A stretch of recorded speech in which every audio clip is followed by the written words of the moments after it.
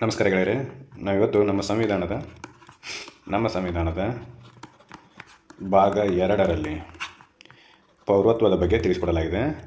ಪೌರತ್ವದ ಬಗ್ಗೆ ಹೇಳಿದ್ದಾರೆ. ಯಾರು ಭಾರತದ ಪೌರರು, ಯಾರು ಭಾರತದ ಪೌರರಲ್ಲ ಎಂಬುದರ ಬಗ್ಗೆ ಡೀಟೇಲ್ ಆಗಿ ಹೇಳಿದ್ದಾರೆ. ವಿಧಿ 5ರಿಂದ 11ರವರೆಗೆ ಇವತ್ತು ನಾವು ಅದರ ಬಗ್ಗೆ ಚರ್ಚೆ ಮಾಡೋಣ. ಅದಕ್ಕಿಂತ ಮೊದಲು ಪೌರರು ಅಂದರೆ ಯಾರು,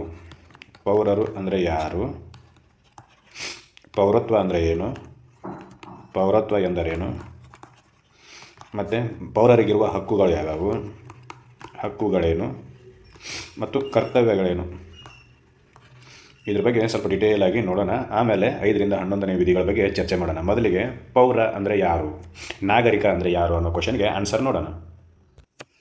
ಪೌರ ಅಂದರೆ ಯಾರು ಅಥವಾ ಮೀನಿಂಗ್ ಆಫ್ ಸಿಟಿಜನ್ ಅಂದರೆ ಏನು ಅಂತೇಳಿ ನೋಡೋದಾದರೆ ಏನಿರಬೇಕು ಅಂದರೆ ಒಬ್ಬ ವ್ಯಕ್ತಿ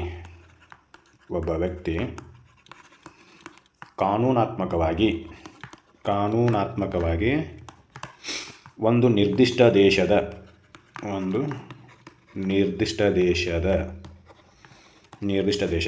ಸದಸ್ಯನಾಗಿದ್ದರೆ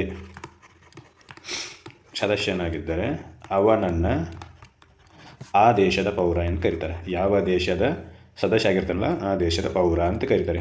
ಪೌರ ಅಂತಂದರೆ ಅರ್ಥ ಒಬ್ಬ ವ್ಯಕ್ತಿ ಕಾನೂನಾತ್ಮಕವಾಗಿ ಲೀಗಲಿ ನಿರ್ದಿಷ್ಟ ದೇಶದ ಸದಸ್ಯ ಆಗಿದ್ದರೆ ಅವನನ್ನು ಆ ದೇಶದ ಪೌರ ಅಂತ ಕರೀತಾರೆ. ಹಾಗೆ ಭಾರತದ ಪೌರ ಅನಿಸ್ಕೋಬೇಕಂತಂದ್ರೆ ಆ ವ್ಯಕ್ತಿ ಭಾರತದಲ್ಲಿ ಕಾನೂನಾತ್ಮಕವಾಗಿ ಸದಸ್ಯತ್ವವನ್ನು ಪಡೆದಿರಬೇಕು. ಅಂಥ ವ್ಯಕ್ತಿಯನ್ನು ನಾವು ಭಾರತದ ಪೌರ ಅಂತ ಕರೀತಾರೆ. ಏನು, a person who is legally word ಭಾಳ important. Legally accepted the membership of the particular country ಅಂತ. Membership of a particular country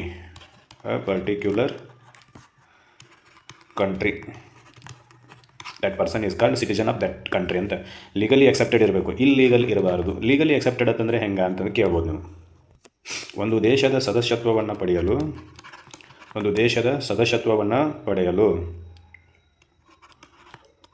ಪರ್ಟಿಕ್ಯುಲರಾಗಿ ಕೆಲವೊಂದಿಷ್ಟು ಕಾನೂನುಗಳಿರ್ತವೆ. ಕಾನೂನಿನ ಮೂಲಕ ಮಾತ್ರ ನಾವು ಸದಸ್ಯತ್ವವನ್ನು ಪಡೆದಿರಬೇಕು. ಅಂಥವನ್ನ ನಾವೇನಂತ ಕರಿತೀವಿ ಅಂತಂದರೆ ಸಿಟಿಜನ್ ಅಂತ ಕರಿತೀವಿ. ಫಾರ್ ಎಕ್ಸಾಂಪಲ್, ನಾವು ಬೈ ಬರ್ತ್ ಭಾರತೀಯರು. ಇನ್ನು ಕೆಲವೊಂದಿಷ್ಟು ಮಂದಿ ಬ್ರಿಟನ್ನಿಂದ ಬಂದು ಭಾರತದಲ್ಲಿ ನೆಲೆ ನಿಂತಿರ್ತಾರೆ. ಅವರು ಕೆಲವೊಂದಿಷ್ಟು ಫಾರ್ಮ್ಗಳನ್ನು ತುಂಬಿ ನಾವು ಆ ದೇಶದ ನಾಗರಿಕತ್ವವನ್ನು ಬಿಟ್ಟು ನಾವು ನಿಮ್ಮ ದೇಶದಲ್ಲಿ ನಾಗರಿಕತ್ವವನ್ನು ಪಡೆಯೋಕೆ ಬಂದೀವಿ ಅಂತ ಹೀಗಾಗಿ ಒಂದು ಫಾರ್ಮನ್ನು ತುಂಬಿ ಅವ್ರು ಡಿಕ್ಲೇರ್ ಮಾಡ್ತಾರೆ. ಅದರ ಮೂಲಕ 7 ವರ್ಷ 5 ವರ್ಷ ಅವಧಿಯ ಮೂಲಕ ಅವರನ್ನು ಭಾರತದ ಪೌರರು ಅಂತ ಕನ್ಸಿಡರ್ ಮಾಡಿದ್ರೆ ಅವರು ಕೂಡ ಭಾರತದ ಪೌರತ್ವವನ್ನು ಪಡಿತಾರೆ. ಅವರನ್ನು ಕೂಡ ಭಾರತದ ನಾಗರಿಕರು ಅಂತ ಕರಿಬೇಕಾಗತ್ತಿ ಬೈ ಬರ್ತ್. ಆಮೇಲೆ ಈ ರೀತಿ ಎಲ್ಲ ಕೆಲವೊಂದಿಷ್ಟು ರೂಲ್ಸ್ಗಳಿದಾವೆ. ಆ ರೂಲ್ಸ್ಗಳ ಮೂಲಕ ಭಾರತದಲ್ಲಿ ನೆಲೆಸಿದರೆ ಅವರನ್ನು ನಾವೇನಂತ ಕರಿತೀವಿ ಅಂತಂದರೆ ಭಾರತೀಯ ಪೌರರು ಅಂತ ಕರಿತೀವಿ. ಇನ್ನು ಕೆಲವೊಂದಿಷ್ಟು ಮಂದಿ ಇದ್ದಾರೆ, ಯಾರು, ರೋಹಿಂಗ್ಯಾಸು, ಬಾಂಗ್ಲಾದೇಶಿ ಪೀಪಲ್ಸು, ಇವ್ರನ್ನ ನಾವೇನಂತ ಕರಿತೀವಿ ಅಂತಂದರೆ ಫಾರಿನರ್ಸ್ ಅಂತ ಕರಿತೀವಿ. ಇಲ್ಲೀಗಲ್ ಇಮಿಗ್ರೆಂಟ್ಸ್ ಅಂತ ಕರಿತೀವಿ. ಇಲ್ಲೀಗಲ್ ಅವ್ರೇನು ಮಾಡಿದ್ರು ಅಂತಂದರೆ ಕಾನೂನಾತ್ಮಕವಾಗಿ ಭಾರತದಲ್ಲಿ ನೆಲೆಸಿರೋದೇ ಇಲ್ಲ, ಇಲ್ಲಿಗಲಿ ಬಂದು ನೆಲೆ ನಿಂತಿರ್ತಾರೆ. ಅಂದರೆ ಯಾವುದೇ ರೀತಿಯ ರೂಲ್ಸು ರೆಗ್ಯುಲೇಷನನ್ನು ಫಾಲೋ ಮಾಡದೆ ಭಾರತದ ಯಾವುದೋ ಪ್ರದೇಶದಲ್ಲಿ ಕಳ್ಳರಂತೆ ನುಗ್ಗಿ ಅಲ್ಲಿ ನೆಲೆ ನಿಂತಿರ್ತಾರೆ. ಅವ್ರನ್ನ ನಾವೇನಂತ ಕರಿತೀವಿ ಅಂತಂದರೆ ಇಲ್ಲೀಗಲ್ ಇಮಿಗ್ರೆಂಟ್ಸ್, ಅಕ್ರಮ ನುಸುಳುಕೋರರು ಅಂತೇಳಿ. ಯಾರು? ಅಕ್ರಮ ನುಸುಳುಕೋರರು ಅಂತ ಕರೀತಾರೆ. ಅಕ್ರಮ ನುಸುಳುಕೋರರು ಇದೆಲ್ಲ ಈ ಸಬ್ಜೆಕ್ಟಿಗೆ ಸಂಬಂಧಪಟ್ಟದಲ್ಲ. ಫಸ್ಟ್ ಆಫ್ ಆಲ್ ಪೌರ ಅಂತಂದರೆ ಏನಂತೇಳಿ ನೋಡಿದ್ವಿ. ಯಾವುದೇ ಒಂದು ದೇಶದ ಒಬ್ಬ ವ್ಯಕ್ತಿ ಯಾವುದೋ ಒಂದು ದೇಶದ ಕಾನೂನಾತ್ಮಕ ಸದಸ್ಯ ಆಗಿದ್ದರೆ ಅವನನ್ನು ನಾವೇನಂತ ಕರಿತೀವಿ ಅಂತಂದರೆ ಪೌರ ಅಂತ ಕರಿತೀವಿ. ಹೌದಾ? ಹೀಗಾದರೆ ಪೌರತ್ವ ಅಂದರೆ ಏನು ಅಂತ ನೋಡೋದಾದ್ರೆ, ಪೌರತ್ವ ಅಂತಂದ್ರೆ ಅದು ಒಂದು ರೀತಿ ಅಗ್ರಿಮೆಂಟ್ ಇದ್ದಂಗೆ. ಯಾರು ನಡ್ಬಾರ್ಕ ಅಂತಂದ್ರೆ ಆ ದೇಶ ಮತ್ತು ವ್ಯಕ್ತಿಯ ನಡ್ಬಾರ್ಕ ಏನು ಒಂದು ರೀತಿ ಅಗ್ರಿಮೆಂಟ್ ಇದ್ದಂಗೆ. ಅಗ್ರಿಮೆಂಟ್ನಲ್ಲಿ ಏನು ಬರೆದಿರ್ತಾರೋ ಅಂತಂದ್ರೆ ದೇಶ ಇದ್ದದ್ದು ಆ ನಾಗರಿಕನಿಗೆ ಯಾವ ರೀತಿಯ ಹಕ್ಕುಗಳನ್ನು ಕೊಟ್ಟಿದೆ, ಆಮೇಲೆ ವ್ಯಕ್ತಿ ಮಾಡಬೇಕಾಗಿರ್ತಕ್ಕಂಥ ಕರ್ತವ್ಯಗಳು ಏನೇನು ಅನ್ನೋದ್ರ ಡೀಟೇಲ್ಸ್ ಇರ್ತೈತಿ. ಒಂದು ರೀತಿ ಅಗ್ರಿಮೆಂಟ್ ಇದ್ದಂಗಿದೆ ಪೌರತ್ವ ಅಂತಂದರೆ. ನಾವು ಭಾರತ ದೇಶದೊಳಗೆ ಅದೀವಿ, ಭಾರತದ ಪೌರರು ಅದೀವಿ ಅಂತಂದರೆ ಭಾರತ ದೇಶ ನಮಗೆ ಕೆಲವೊಂದಿಷ್ಟು ಹಕ್ಕುಗಳನ್ನು ಕೊಟ್ಟೈತಿ. ಆಮೇಲೆ ಭಾರತ ದೇಶನೇ, ಸರ್ಕಾರನೇ ನಮಗೆ ಕೆಲವೊಂದಿಷ್ಟು ಕರ್ತವ್ಯಗಳನ್ನು ನಿಭಾಯಿಸಲು ಹೇಳೈತಿ. ಈ ರೀತಿಯಾಗಿರ್ತಕ್ಕಂಥ ಅಗ್ರಿಮೆಂಟನ್ನು ನಾವೇನಂತ ಕರಿತೀವಿ ಅಂತಂದರೆ ಪೌರತ್ವ ಅಂತ ಕರಿತೀವಿ. ಇದೊಂದು legal document between the individual and the country. ಏನು ಕಂಟ್ರಿ ಇದ್ದದ್ದು ನಮಗೆ ಕೆಲವೊಂದಿಷ್ಟು ಹಕ್ಕುಗಳನ್ನು ಕೊಟ್ಟಿರ್ತೈತಿ, ಆಮೇಲೆ ಮಾಡಬೇಕಾಗಿರ್ತಕ್ಕಂಥ ಕರ್ತವ್ಯಗಳ ಬಗ್ಗೆ ಹೇಳಿರ್ತೈತಿ. ಇದನ್ನು ನಾವು ಪೌರತ್ವ ಅಂತ ಕರಿತೀವಿ. ಹಾಗಾದರೆ ಭಾರತದಲ್ಲಿರ್ತಕ್ಕಂಥ ಎಲ್ಲ ಪ್ರಜೆಗಳು ಪೌರರನ್ನಂತ ಕೇಳಿದರೆ ಅಲ್ಲ ಅಂತಲೇ ಉತ್ತರ. ಯಾಕಂತಂದರೆ ಭಾರತದಲ್ಲಿ ಕೆಲವೊಂದಿಷ್ಟು ಜನ ವಿದೇಶಿಗರು ವಿದ್ಯಾಭ್ಯಾಸಕ್ಕಾಗಿ ಬಂದಿರ್ತಾರೆ.